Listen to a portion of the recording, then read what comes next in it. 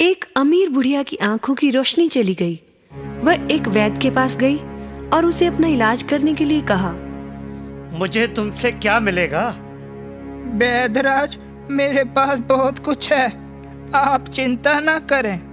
अगर मेरी आंखें ठीक हो गई तो मैं आपको उचित इनाम दूंगी, परंतु यदि मुझे दिखाई नहीं दिया तो मैं आपको कुछ नहीं दूंगी। ठीक है, मुझे मंजूर है। मैं कल से आपके घर आकर इलाज शुरू कर दूंगा। वैद्य ने इलाज तो शुरू किया, परंतु उसके घर पड़े अच्छे साजो सामान से उसमें लालच आ गया। बुढ़िया को दिखता तो था नहीं, उसने घर से एक एक कर सारा सामान चुरा लिया। अब तो उसने बुढ़िया के घर जाना ही छोड़ दिया था, परंतु भगवान के घर देर है अंधेर नहीं।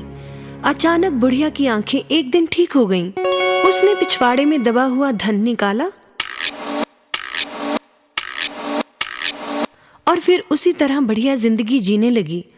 वैद्य ने तो समझा था बुढ़िया का सारा धन जेवर वह लूट चुका था, अब उसके पास बचा ही क्या होगा। परंतु जब उसने उसी तरह उसकी पुरानी शानो शौकत देखी तो राज दरबार में उसकी शिकायत कर दी।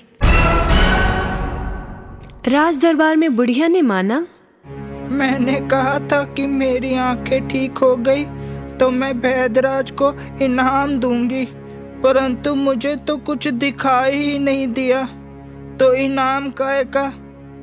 परंतु महाराज, आप ही कहें, जब मैंने आंखें खोई तो मेरा घर फर्नीचर और साज सज्जा के सामान से अटा पड़ा था, परंतु जब मेरी आंखें ठीक हुई तो मुझे मेरे घर में कुछ भी नहीं दिखा। जब मुझे कुछ भी नहीं दिखा, यहाँ तक कि एक बर्तन भी नहीं दिखाई दिया, तो ये कैसे कह सकते हैं कि मेरी आंखें ठीक हो गई हैं? अगर ठीक हो गई हैं तो मेरा सारा सामान कहाँ है? राजा ने बुढ़िया को छोड़ दिया और वैद्यराज से उसका सारा सामान लौटाने का हुक्म दिया।